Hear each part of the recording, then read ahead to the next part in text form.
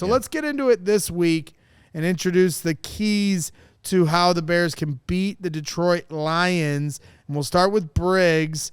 Your first key, Lance, on how the Bears can take down Detroit. Penalties. Minimize penalties. Don't beat yourselves. Against the Vikings, they had 127 yards on 10 penalties, 10 or 12 penalties. There's too much. We're not a team that's good enough to. I don't think any team should ever think they're good enough to have this amount of penalties and think that they can win. You certainly can't do it consistently. and in order for us to go in and beat Detroit, we need to minimize this. Shoot ourselves in the foot. Yep, 100%. 12 penalties for 127 Stalls, yards. drives, yeah. Just can't happen. Can't convert. Yeah, and even on the defensive side, I mean, maybe those penalties weren't fair to the defense on the, where the receiver came back to the ball early on an underthrown pass in the first half. You get the pass interference, and then in the second half, receiver trips over himself, and, Tyreek Stevenson gets called. I think both of them were tough calls. But at the same time, you got to find a way to avoid them. Right. It's not, it's not the easiest thing to do. But point taken, Lance. What's your second key that you got for us? Well, that leads into this next one. Be situationally smart. All right. I'm gonna say that again. Be situationally smart. Okay. Take the points. Yeah. Take the points.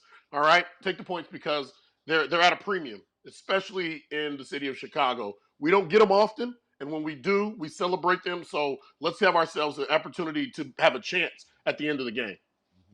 Yeah, absolutely. All right, so let's move on to you, Jerry, and your first key to beating Detroit. Yeah, for the offense, and it's easy. It's to run the ball and stick with it. You know what I'm saying? I think that they have to be efficient and effective with running the football. And running the football, I feel like it allows the offensive line to actually go out and hunt people down. You know what I'm saying? Go attack people, put a hat on a hat, move some people around, reestablish the line of scrimmage, you know what I'm saying, and get people off balance. So I think that the Bears have to do that to get some type of a rhythm. I just don't like the fact that they want to come out and just throw the ball all over the place and spread everything out. I think that you have to establish this run, in between the tackles and give some off pace with different backs.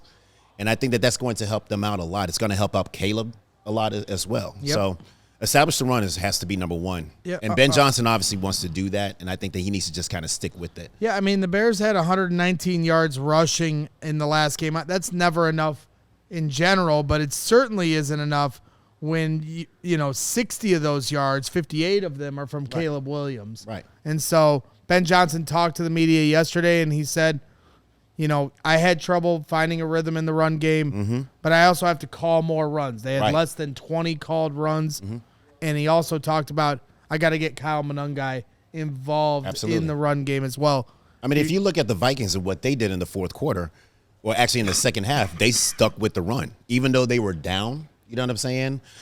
They said, we still have to stick with the run because that's going to set us up for the pass. And if you fast forward, you look into the fourth quarter, and that's exactly what happened. Yep. They were able to just keep them off balance with the run.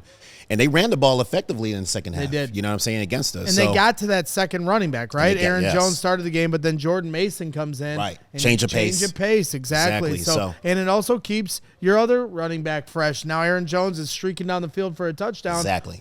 Past Noah Sewell. Exactly. So you got DeAndre Swift, you got Kyle Monungai, maybe Roshan Johnson returns this week. We'll see. He was limited yesterday. But, yeah, there's a multitude of reasons why you got to get more than just one running back involved, and you got to ultimately have more carries and more reps in order for them to get all of them involved. G-Money, you get it. Yeah. You totally understand. Everything we possibly can to, also protect the passing game and Caleb Williams Absolutely. too. And forcing that defense to bring more players into the box to respect that is only going to open up more windows for Caleb Williams. Absolutely. And especially late in the game, you know what I'm saying? Like, everyone is tired, and one of the hardest things to do is to stop that run, especially when it's coming at you full force.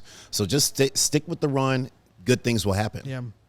I was certainly tired at the end of that game as well, but I didn't play. All right, your second key to the game, it's for the defense, man. Like, the defense has to step up, and they have to just close it out in the fourth quarter. You know what I'm saying? 21 points allowed in the fourth quarter against this defense is just totally unacceptable. We're way too good for that. I mean, for 3 quarters, they held this team for 6 points. You know what I'm saying? And they should have had a lot of momentum at that point to kind of close the deal, and they weren't able to do that. Sure, some bad things happened. They had some penalties go sideways on them, but at the same time, they have to kind of get over that hump and get back to the basics and just close the deal. People have to make plays, especially in the fourth quarter, and the Bears just didn't make enough plays in the fourth quarter defensively to shut them down. So that Can we has get a little to change. healthier too? Can we get a little bit healthier too? Can we get our playmakers on the field all at the same time? Let us see what that looks like, on a consistent. Give us a couple of games where we can see what that looks like, and we can see guys who were used to closing out games and finishing. We can see TJ out there covering Aaron Jones on that deep, you know what I mean? And Kyler Gordon playing on the backside on making stuffs. I really want to see those type of players on our squad. And Jalen Johnson, who's locking down, one side of that of that offense. Yeah, hopefully we get healthy. Well, the good news is Jalen Johnson yesterday was a full go in practice. Yeah. TJ Edwards was limited, so he did get some reps out there, and then Kyler didn't practice. But it's also early in the week, so let's see how that goes forward. But I think from Jalen Johnson's standpoint, and from anybody that was at the stadium pregame watching Jalen Johnson warm up, it felt like from those people's vantage point that he's very close to returning. So the assumption is he's going to be out there on Sunday. Let's see if TJ and Kyler can follow suit. But I think this team looks very different defensively if everybody is together, like Lance said, and like you said as well. Yeah, absolutely. I mean, they didn't have Jalen Johnson, Kyler Gordon, and at one point, Nashawn Wright also got hurt in the fourth quarter. Right. So now you're down to Tyreek Stevenson and McLeod, right? That's you got to give the Bears credit for how hard they fought. But then, like you said, okay, you give up 6 points the first 3 quarters, but then you give up 3 touchdowns in the fourth quarter. Mm-hmm. You got to find a way to hold them to a field goal one of those 3 times. You got to. And if you do, then maybe the Bears would have had a shot to pull themselves off the mat. I mean, he looked like an all-pro J.J. McCarthy in the fourth quarter. Like, he is a rookie that's playing his very first football game, and you allowed him to score 3 points in the fourth quarter. I mean, three touchdowns in the fourth quarter. Right. It's just totally unacceptable. You know what I'm saying? You have to dig deeper and figure out a way to, one, shut down JJ, and then take control of the game and win the game. That's the ultimate goal, win the game. Yeah, I mean, and hopefully with the return of the secondary guys, that'll give the Bears an ability to be more aggressive, continue to send those blitz, because when they blitzed the house, that's how they got that pick 6, right? Because they knew the ball's going to come out quick, and Nashawn Wright made a great play on the ball, understanding that. So more pressure, more better. Yeah, and trust me, Detroit's going to be coming. They're looking at this film. They're saying to themselves, you know what? We have a great possibility to take steps forward, to make a lot of plays and win this game at home. Absolutely. High risk, high reward. High risk, high reward. You can bring the house against J.J. McCarthy. You got to be careful about bringing the house against Goff. All right, Goff will make you. He will burn you. If you don't do it right. And let's not forget they have a lot of playmakers over there in Detroit as well. A lot of them that can really torch you and hurt you and put up points really fast. Well, and when you look at getting into my points on this too, I think this is something to consider. And I agree with you, Lance, in terms of Jared Goff, and you got to be careful with him as a veteran. But their offensive line is young. You got Tate Ratledge and Glasgow is your center now. They lost their All-Pro, their top line center, I should say. Taylor Decker didn't practice yesterday. One of their tackles, he's on the injury report. So their offensive, it's not just they lost Ben Johnson. They lost what their offensive line was as well last year. And in the first game, obviously they're still adjusting to this new offensive line. They are. And so while I agree with you, Lance, that they got to be careful with Jared Goff because he's not J.J. McCarthy in terms of experience, I think Dennis Allen needs to continue to apply the pressure on the Lions' offensive line until they get their stuff, prove they've got their stuff figured out. And that leads me to my first point, and that is Montez Sweat needs to be a game wrecker. Yes. You know, Dayo Odeyingbo, everybody had all these questions throughout training camp and preseason about him, how he was going to earn, you know, how much the Bears paid him. He showed up. He showed up. He showed up week 1. Yes, he did. And I'm not saying Montez Sweat was sleeping out there, but all I know is his name wasn't called enough. He had a batted ball in the fourth quarter. That was a big play in the moment. But at the same time, they traded for him because they wanted him to be a game wrecker for this defense. Yeah. And so Taylor Decker's, you know, we'll see if he plays. This offensive line for the Lions is struggling early on. We'll see how they respond. But Montez Sweat needs to do everything he can to change this game, get to the quarterback. And now you got to hold up your end of the bargain for Dayo Odeyingbo. Everybody said, who's going to be opposite of Montez Sweat? Well, hey, now you need to be opposite of Dayo because Dayo showed up. Now both of you guys, if both of you guys can show up here week 1 or week 2, I think that's going to give the Bears an opportunity to win the game. Lance, you got any thoughts on that?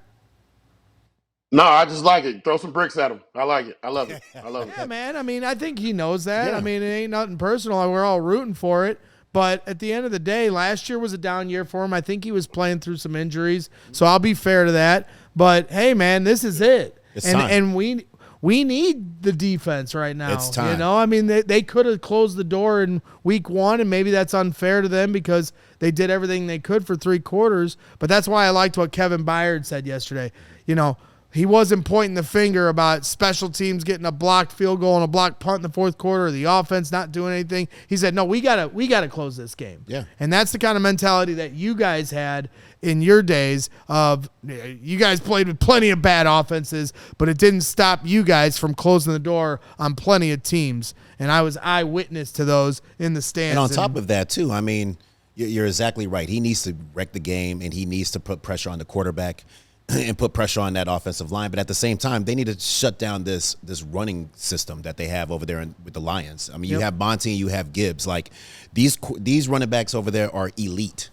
You know what I'm saying? Like, they can strike anywhere on the football field to put up points. You know what I'm saying? So, like, I feel like the Bears are going to get a heavy dose of the run.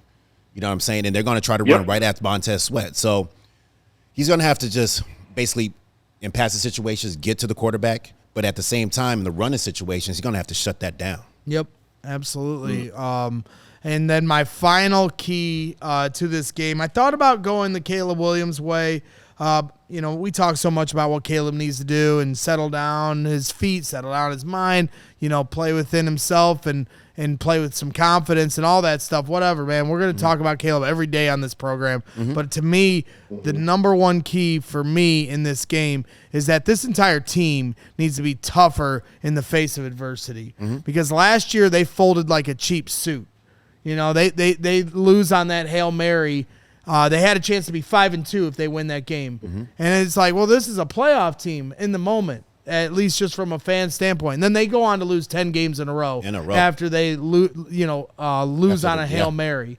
And that to me just kind of spoke to a team that as soon as the little bit of adversity hit them, they just stopped.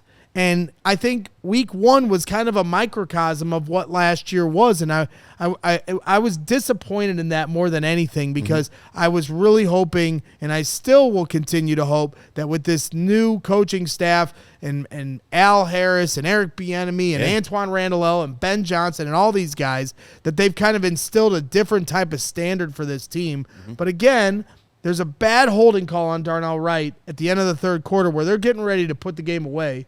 And then the next play is a misfire to Cole Kmet because Caleb Williams, you know, is trying to do too much. Then it's the next play is an intentional grounding by Caleb Williams that now gets him at 3rd and 30. And then Cairo Santos misses a field goal. And then the defense turns around and gives up a touchdown. And so each unit, offense, defense, and special teams, as soon as the first moment that the Lions got any little bit of a spark, all of a sudden the team's just shell-shocked. And they don't just give up that touchdown because they still had the lead after that. But then they proceed to give up 2 more touchdowns. And before you know it, the Bears were up 11 and now they're down 10. In the blink of an eye. I mean, I was shell-shocked, when we did the post-game shows that night because it was just like, what just happened here? And ultimately what I identified watching it back through is this team's just got to get tougher when they get smacked in the mouth. You got to respond, dude. Yeah. And so to me, I think the coaching staff I've got a lot of faith in, and now these players need to stop in the moment feeling sorry for themselves, pull yourself off the mat, and throw a counter punch and get tougher. That's what I want to see, Lance. Well, you are on fire. Braggs, man. Man, You're killing it right now. Reality I spray. felt that. I sprayed I myself felt that in with my all soul. this reality spray. Yeah, but you're exactly You right. are the foreman. Yeah, you're exactly right.